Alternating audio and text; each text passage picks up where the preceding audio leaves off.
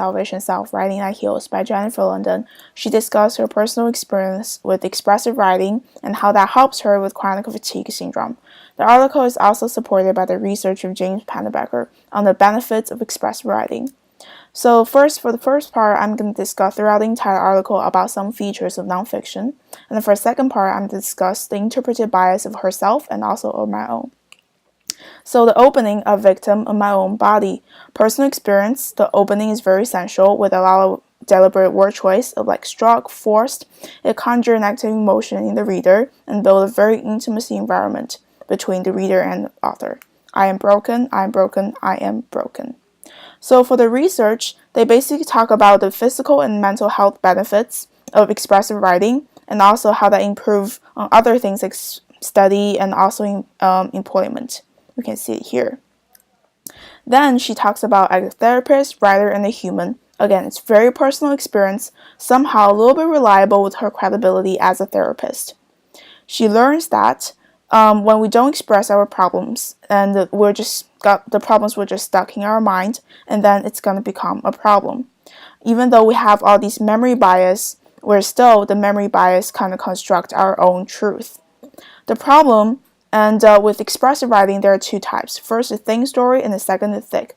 You want to do thick because the thick story has a lot of details, and the details is how we can actually perceive our senses and just really express our problem.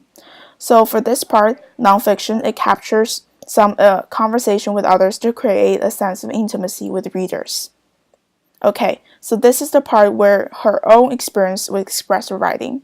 So she used a lot of good words like the story, formal, measured, all these great words create a very sense of formal decorum compared with expressive summer.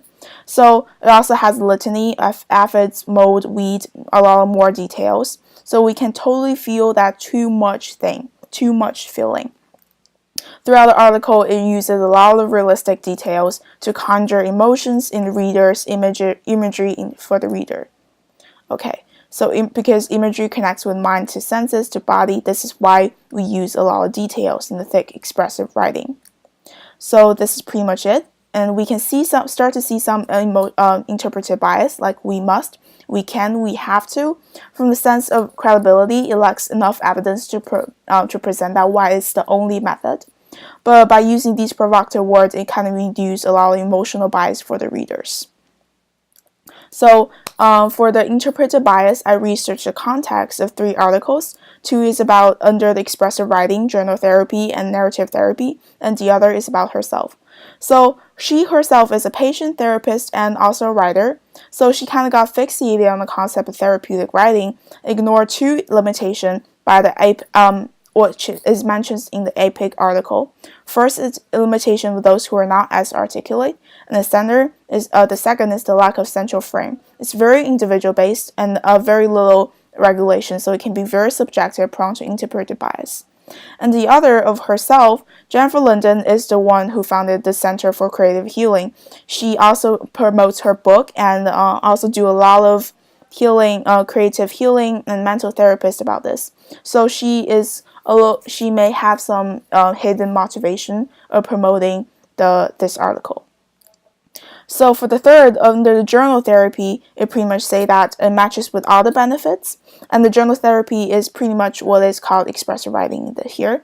But it actually is usually used as a helping method. And as a homework, it's not so great in extreme cases. And so people cannot actually rely on it that much. It needs a lot of outside help. It is only very personal.